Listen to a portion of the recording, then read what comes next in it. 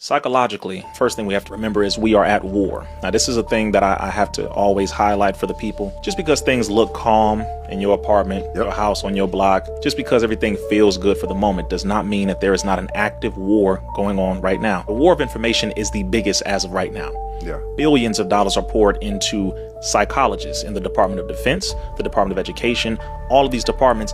The primary area is psychologists who they use to map out patterns, study those patterns, remove what didn't work, keep adding on what did work, wash, rinse, and repeat, and continue to do that to indoctrinate the masses over and over again. So what they're looking at is, if we use fear, one, we know that chemically has certain chemicals that mix from the brain into the rest of the body. If you get a person to be afraid, you can hypnotize them, you can install command phrases, and essentially it's actually what the CIA does, something called PDH, pain drug hypnosis, where they physically induce pain, they drug you, then they hypnotize you. Okay, so you need all those ingredients. They studied this, they did it with Adolf Hitler. Back then they did it with the US military. They are very good at hypnotizing the people. So they studied that and they said, well, if we have the access to the minds of the people, we use certain colors, we use certain tones, music, etc., and we inject ideas. So they're using these phones, which we all now have, and they're injecting these ideas. You're gonna die, you're gonna die. Don't you want to see your parents? Don't you want to be around your grandparents? Don't you want to see your children live? Come on now, what's wrong with you? I mean, you got to do this. Come on now, be a hero, be a hero. And they keep doing that, and as you said, it then becomes self-perpetuating. What I noticed is Joseph Goebbels, who was the senior propagandist under Adolf Hitler, he said, quote, "If you tell a lie big enough, long enough, and make it perpetual,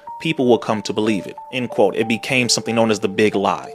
So the US government continues to say safe and effective, safe and effective. COVID killed this many people. This virus is coming. Get prepared for this long winter. You got to get your shots. You got to get your shot. And they keep repeating it, repeating, because repetition, one, is the first law of learning, but two, repetition is also a command installment mechanism. You got to keep repeating whatever it is. And so the people, if they are weak mentally, they're going to succumb to it. The mind is very weak after a while. And the people are becoming victims of being weak-minded. They don't read, they don't study, they do not exercise mental calisthenics, even though we do physical. So they have to get into that position where they have to realize, I have to sharpen this and build the mental muscle in order for me to fight this enemy. So that's why, again, they use fear, because it's very effective. As Minister Farrakhan and our brother Nuri and many others have said, fear is an acronym which stands for false evidence appearing real.